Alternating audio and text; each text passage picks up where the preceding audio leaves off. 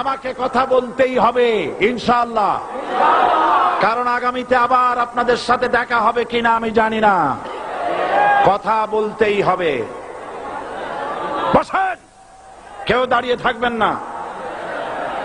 আমি দেখতে পাচ্ছি বাংলাদেশের ভাগ্য আকাশে উত্তর গগনে কালো মেঘ জমা হয়েছে, ঝড়ের পূর্বাভাস লক্ষ্য করছি।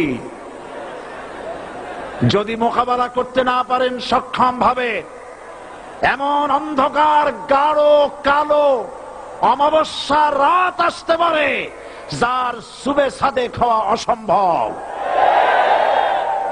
সুতরাং আপনারা কি কাপুরুষের মতো কাফের মুশরিকদের গোলামি করে মরতে চান? বিড়ালের মতো 500 বছর বেঁচে থাকার কোনো লাভ নাই। সিংহের মতো 1 ঘন্টা বাঁচতে চাই। আমাদেরকে বলা হয় সাম্প্রদায়িক উস্কানিমূলক কথা নাকি আমি বলি।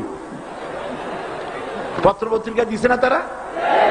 সাম্প্রদায়িক উস্কানি কথা, সাম্প্রদায়িক উস্কানিমূলক কথা বলি। সেই জন্যই বোধহয় শত শত মুসলিম আমাদের কাছে এসে মুসলমান হয়। মানুষে আর বোকা বানানো যাবে না। যাবে কি? আর বোকা বানানো যাবে? তারপর বলছে কি? এরপরে বলছে আমাকে বলছে রাজাকার। শুনে রাখো চট্টগ্রামের লক্ষ লক্ষ জনতা, পার্লামেন্টে যখন আমাকে এই কথা বলা হয়েছিল, আমার পার্লামেন্টের কলিগ জাফরুল্লাহ চৌধুরী সাহেব বসে আছেন এখানে, জাফরুল ইসলাম চৌধুরী বসে আছেন পাশে, প্রধানমন্ত্রী সুদ্ধা, অন্তত 3 শতাধিক পার্লামেন্টের সম্মানিত সদস্যরা সেদিন বসা।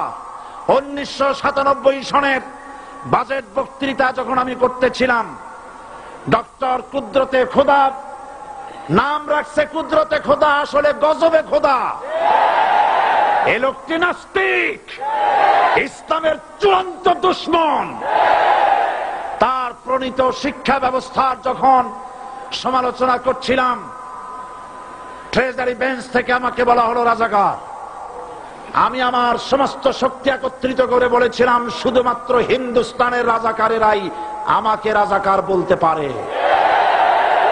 আমি বলেছিলাম 1973 সন পর্যন্ত আমি বাংলাদেশের কোন রাজনৈতিক দলের নেতা এবং কর্মী ছিলাম না। আমি রাজাকার নই।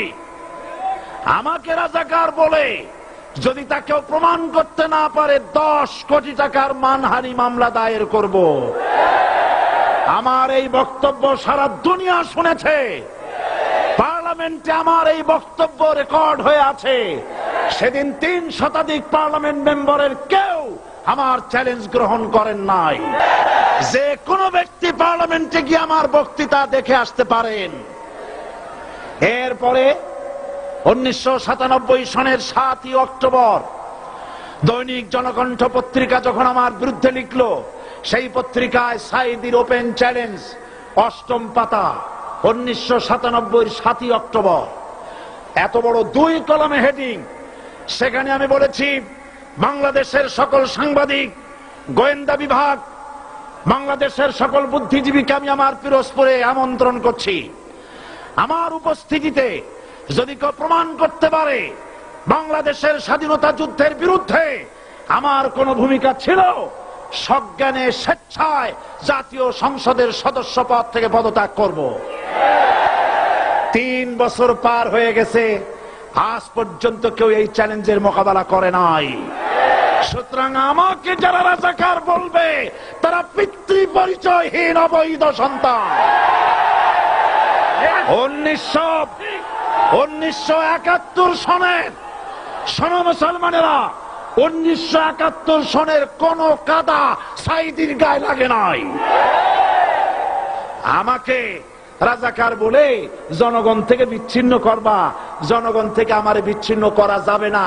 কারণ এই জনগণ আমার জন্য আসে না, এই জনগণ আসে আল্লাহর কোরআনের জন্য।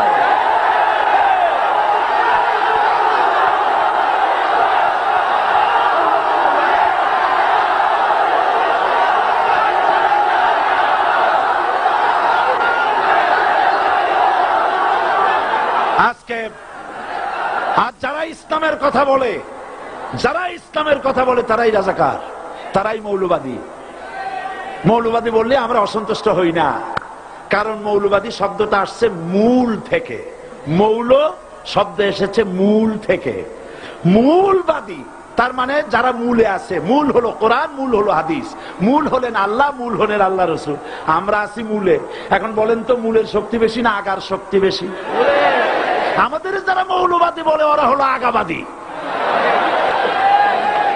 মূলে আছে কত কোটি? 12 কোটি। মূলে আছে কত কোটি? আর আমাদের যারা মৌলবাদী বলে ওই থাকো গাছের আগায়, আমরা মূলে।